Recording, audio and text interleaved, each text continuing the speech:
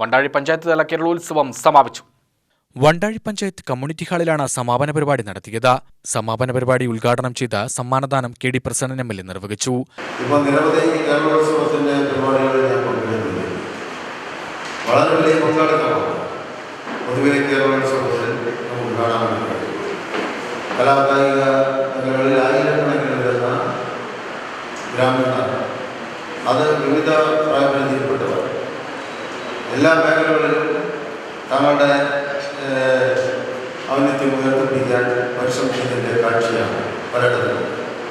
ഒരു പഞ്ചായത്തിലെ കേരളോത്സവ വേദിയിൽ അവരുടെ ഫുട്ബോൾ മത്സരം ഒരു ദിവസം ആരംഭിച്ച് പിറ്റേന്ന് രാവിലെ പുലർച്ചയ്ക്ക് 5 മണിക്കാണ് അതിൻ്റെ അവസാന മത്സരം, ഫൈനൽ മത്സരമാണ്. അത്രയധികം ടീമുകൾ പങ്കെടുക്കും.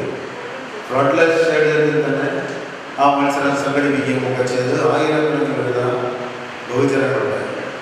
ബഹുജനങ്ങളെ സാക്ഷ്യം നിർത്തി കേരളോത്സവം സംഘടിപ്പിക്കും. അപ്പോൾ എല്ലാവരും അത്തരത്തിലുള്ള ഉയർന്ന പങ്കാളിത്തം നമുക്ക് കാണാൻ വേണ്ടി കഴിയും.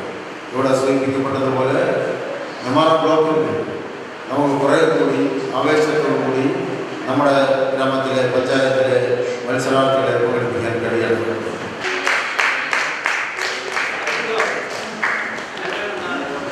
പഞ്ചായത്ത് പ്രസിഡന്റ് KL രമേശ് അധ്യക്ഷനായി.